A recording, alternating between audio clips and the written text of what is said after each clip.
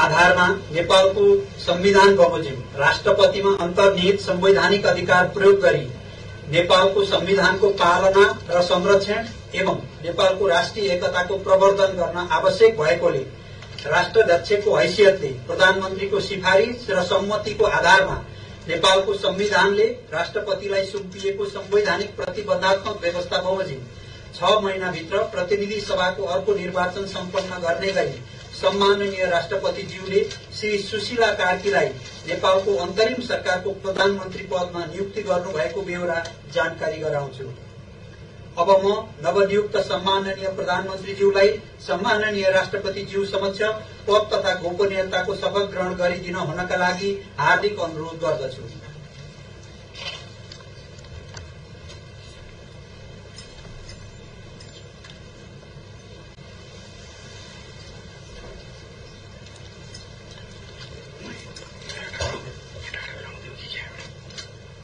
म सुशीला कार्की नेपालको सार्वभौम सत्ता र राजकीय सत्ता नेपालको सर्वोच्च सत्ता र राजकीय सत्ता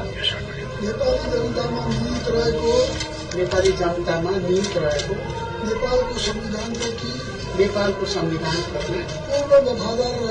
पूर्ण वफादार रही सत्यनिष्ठापूर्वक प्रतिज्ञा गर्दै ईश्वरको देश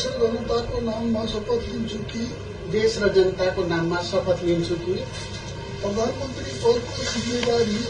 प्रधानमन्त्री पदको जिम्मेवारी प्रचलित कानूनको पालना गरी मुलुक र जनताको भलो चिताई कसैको डर नमानी पक्षपात नगरी पूर्वाग्रह वा खराब भावना नलिई ईमानदारीका साथ वहन गर्नेछु र आफ्नो कर्तव्य पालनाको सिलसिलामा आफूलाई जानकारीमा आएको कुरा म पदमा बहाल रहँदा वा नरहँदा जुनसुकै अवस्थामा पनि प्रचलित कानूनको पालना गर्दा बाहेक अरू अवस्थामा कुनै किसिमबाट पनि प्रकट वा संकेत गर्ने छैन।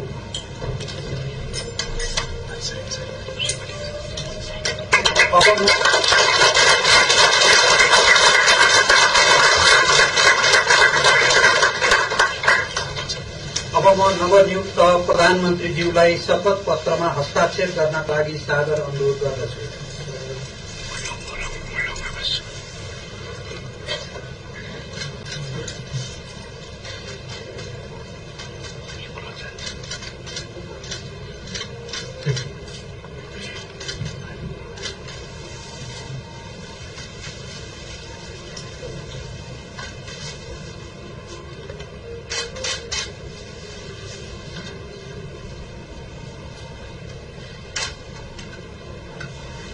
नवनियुक्त प्रधानमन्त्रीज्यूलाई सम्माननीय ज्यूहरू समक्ष बधाई तथा शुभकामना ग्रहण गर्नका लागि सादर अनुरोध गर्दछु।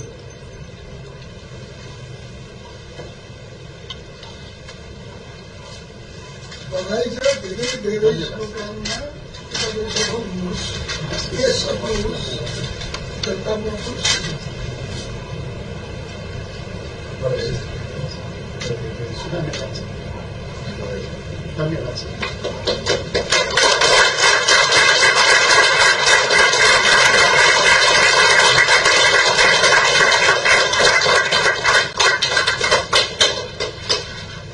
सम्माननीय ज्यूहरूसँग फोटो सेसनमा सहभागी हुनको लागि म सम्माननीय प्रधानमन्त्रीज्यूलाई अनुरोध गर्दछु।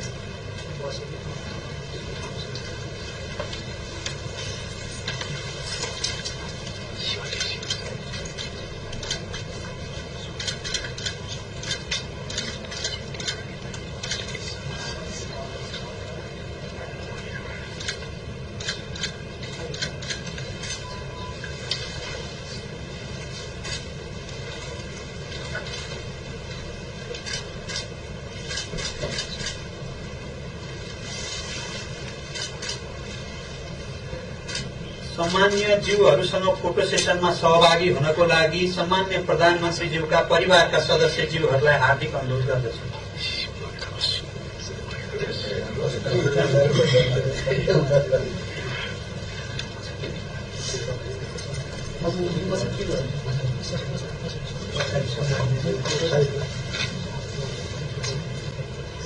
सबै नमस्ते गरेँ। अब चिनेमा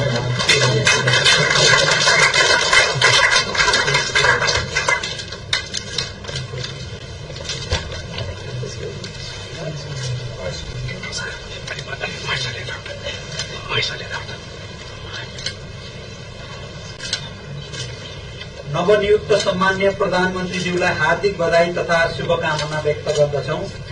सम्माननीय प्रधानमन्त्रीज्यूको सिफारिशमा सम्माननीय राष्ट्रपतिज्यूले मन्त्री परिषद गठन गरी निम्न अनुसार कार्यविभाजन गर्नुभएको बेहोरा अनुरोध छ। क्रम संख्या 1, नाम श्री सुशीला कार्की, पद प्रधानमन्त्री, कार्यविभाजन अर्थ, उद्योग, वाणिज्य तथा आपूर्ति, ऊर्जा, जलस्रोत तथा सिंचाई, कानून, न्याय तथा संसदीय मामिला, कृषि तथा पशुपन्छी विकास, खानेपानी, गृह, परराष्ट्र, भूमि व्यवस्था, सहकारी तथा गरिबी निवारण, भौतिक पूर्वाधार तथा यातायात, महिला बालबालिका तथा ज्येष्ठ नागरिक, युवा तथा खेलकुद, रक्षा, वन तथा वातावरण, शिक्षा, विज्ञान तथा प्रविधि, श्रम, रोजगार तथा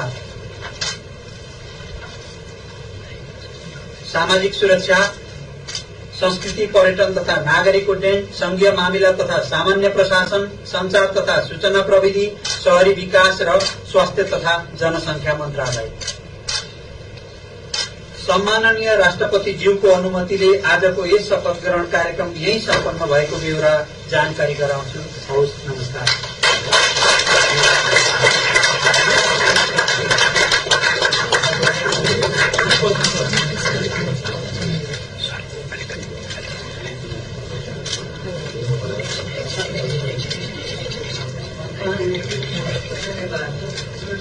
उन्मुख भएको छ। पहिलो महिला प्रधानमन्त्री पाएको छ देशले सुशीला कार्कीको रूपमा र सुशीला कार्कीले शपथ ग्रहण पनि गरिसक्नु भएको छ। यसको प्रत्यक्ष प्रसारण हामीले नेपाल टेलिभिजनका सबै च्यानलहरूबाट गरिरहेका छौं र प्रत्यक्ष दृश्य यहाँले आफ्नो टेलिभिजन स्क्रिनमा देखिरहनु भएको छ। सुशीला कार्कीले नेपालको संविधान मान्दै र नेपालको संविधान निहित रहँदै यो शपथ ग्रहण गर्नुभएको छ। राष्ट्रपतिले उहाँलाई शपथ ग्रहण गराउनु भएको छ र अब यसले जेनजीका लागि नयाँ ढोका खोलेको छ। जेनजीको मागहरू सम्बोधनका लागि नयाँ ढोका खोलेको छ, नयाँ अवसरहरू सृजना गरेको छ र अहिलेलाई तत्कालका लागि सबै मन्त्रालयहरू नै प्रधानमन्त्री मातहत नै रहने जानकारी पनि गराइएको छ। नवनियुक्त प्रधानमन्त्री को शपथ समारोहमा विभिन्न कूटनीतिक नियोगका पदाधिकारीहरू, संवैधानिक निकायका प्रमुख, उपराष्ट्रपति, प्रधान न्यायाधीश लगायतका व्यक्तित्वहरू पुग्नु भएको थियो र उहाँले बधाई दिँदै हुनुहुन्छ। यो दृश्य पनि देखिरहनु भएको छ। नेपाल टेलिभिजनको स्क्रिनमा यो प्रत्यक्ष दृश्यहरू प्रसारण भइरहेका छ। एउटा इतिहासको साक्षी बनेका छौं आज हामी। यो प्रत्यक्ष प्रसारणले मार्फत सम्पूर्ण जनता पनि एउटा इतिहासको साक्षी बनेको छ। नेपाल नयाँ रूपमा अगाडि बढ़ने आशा र विश्वास जनतामा जागेको छ र पक्कै पनि यो आशा विश्वास कायम हुनेछ। यो विशेष प्रसारण मार्फत यहाँहरू माझ हामीले शीतल निवासबाट शपथ समारोहको प्रत्यक्ष प्रसारण गरिरहेका थियौं।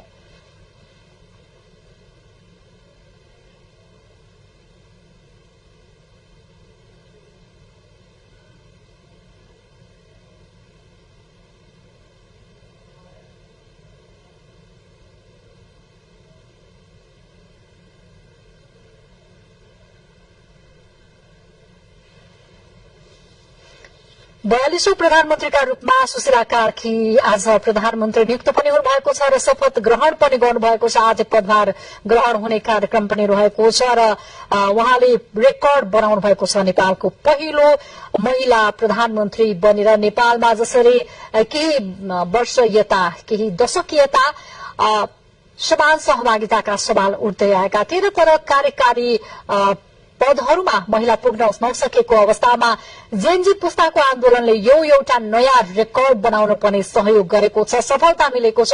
जेनजी पुस्ताका मागहरू भ्रष्टाचार विरोधी र मागहरू सुशासन कायम गर्ने विषयहरू, व्यतिथिलाई नियन्त्रण गर्ने विषयहरू अब पक्कै पनि सार्थकता पाएर अघि बढ्नेछ र देशमा सुशासन कायम हुनेछ भन्ने हामीले आशा गर्न सक्छौं। जनताको पनि यही आशा रहेको छ र यो नवनियुक्त प्रधानमन्त्री सँगसँगै अब भने सरकारले पनि यो गर्नुहोस् भन्ने हामीले कामना गर्न चाहन्छौं, उहाँलाई आग्रह गर्न चाहन्छौं। र यसैबीचमा हामी देख्न सक्छौं चीन, हाम्रा छिमेकी राष्ट्रहरू चीन, त्यससँगै भारतका राजदूतहरूले पनि उहाँलाई शुभकामना दिँदै हुनुहुन्छ। शपथ समारोहमा उहाँहरू पुग्नु भएको छ र उहाँलाई प्रत्यक्ष भेटेर शुभकामना दिइरहनु भएको यो दृश्य हामी देख्न सक्छौं। विभिन्न नेपालका उच्च पदस्थ कर्मचारीहरू, पदाधिकारीहरू पनि उहाँलाई शुभकामना दिँदै गर्नुभएको दृश्य हामीले देखिरहेका छौं। विभिन्न देशका कूटनीतिज्ञका पदाधिकारीहरू, राजदूतहरूले पनि उहाँलाई यो शपथपछि नवनियुक्त प्रधानमन्त्री हुनुभएकोमा, शपथ ग्रहण गर्नुभएकोमा हार्दिक बधाई दिँदै हुनुहुन्छ र हाम्रो पनि बधाई नवनियुक्त प्रधानमन्त्री। यसैबीच हामी देख्न सक्छौं जेनजीका प्रतिनिधि सुदन गुरुङ पनि त्यहाँ उपस्थित हुनुहुन्छ र उहाँले पनि नवनियुक्त प्रधानमन्त्री सुशीला कार्कीलाई बधाई दिनुभएको छ। जेनजीका प्रतिनिधिहरूको पनि राम्रो उपस्थिति रहेको छ र यो एउटा जित जेनजीले आज प्राप्त गर्न सक्नु भएको छ, सफल हुनु भएको छ। आफ्नो आन्दोलन, आफ्नो एजेन्डा एक तहमा एउटा लेभलमा अगाडि बढाउनका लागि उहाँहरूको जित भएको छ। आजको यो प्रधानमन्त्री नियुक्ति सँगसँगै र देशले पनि एउटा अन्योलको परिस्थितिबाट एउटा निकास पाएको छ, एउटा मार्ग प्रशस्त भएको छ आजको यो प्रधानमन्त्री नियुक्ति र शपथ ग्रहण सँगसँगै।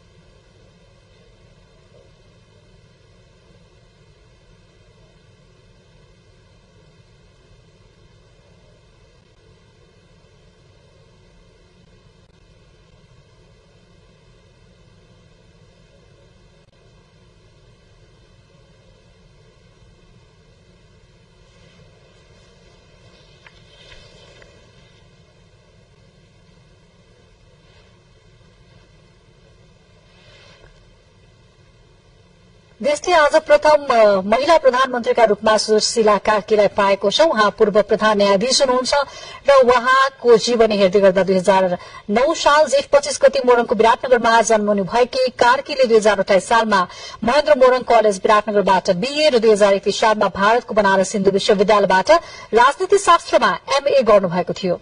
2034 सालमा त्रिभुवन विश्वविद्यालयबाट कानूनमा स्नातक अर्थात बीएल गरेपछि उहाँले कानूनी यात्रा शुरू गर्दै प्रधान न्यायाधीश बन्नुभएको थियो।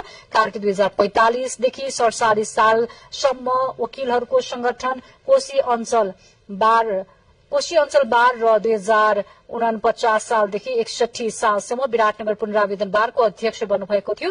कानूनमा स्नातक उपाधि हासिल गरेको करिब 27 वर्षपछि कार्कीले 2061 पुस 5 गते सर्वोच्च अदालतबाट प्रदान गरिने वरिष्ठ अधिवक्ताको उपाधि पनि हासिल गर्नुभएको थियो। निडर स्वभाव, सरल जीवनशैली र स्वच्छ छवि भएको व्यक्तित्वको रूपमा कार्की परिचित हुनुभएको छ र यही असर र यही छापका कारण उहाँ जेनजीको रोजाइमा पनि पर्नु भएको छ र उहाँलाई जेनजीले डिस्कोर्डमा गरेको छलफलमा पनि उहाँलाई बहुमत रहेको थियो जेनजीको। उहाँ आफ्ना प्रतिनिधिका रूपमा अगाडि सर्नका लागि र यही जेनजीले छानेको र अगाडि सारेको आफ्ना प्रतिनिधिका रूपमा आज सुशीला कार्कीले प्रधानमन्त्रीको रूपमा शपथ ग्रहण पनि गरिसक्नु भएको छ र हामीले अहिले देखिरहेका छौं उहाँलाई शपथ ग्रहणपछि विभिन्न मन्त्रालयका सचिवजीहरूले बधाई ज्ञापन गरिरहनु भएको छ।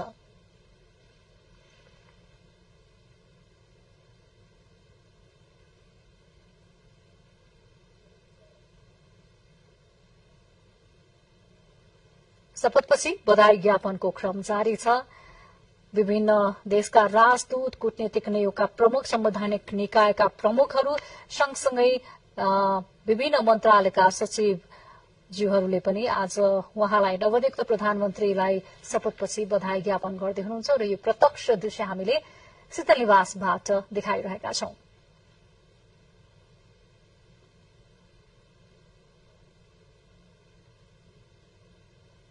सुरक्षा निकायका प्रमुखहरू, व्यक्तित्वहरू पनि पुग्नु भएको छ शपथ समारोहमा।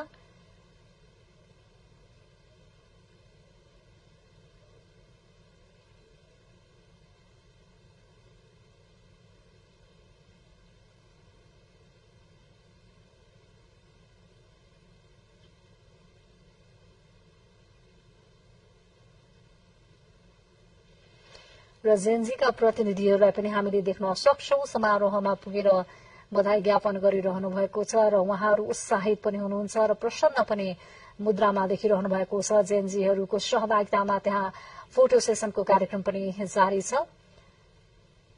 जेनजीका प्रतिनिधि सुदन गुरुङलाई हामीले त्यहाँ देखिरहेका छौं। सँगसँगै अन्य प्रतिनिधिहरू पनि हामीले बधाई ज्ञापन गर्दै देख्न सक्छौं।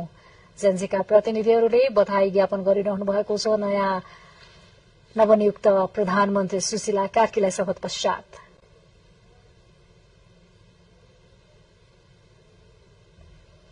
पक्कै पनि प्रफुल्लित मुद्रामा हुनुहुन्छ उहाँहरू र यो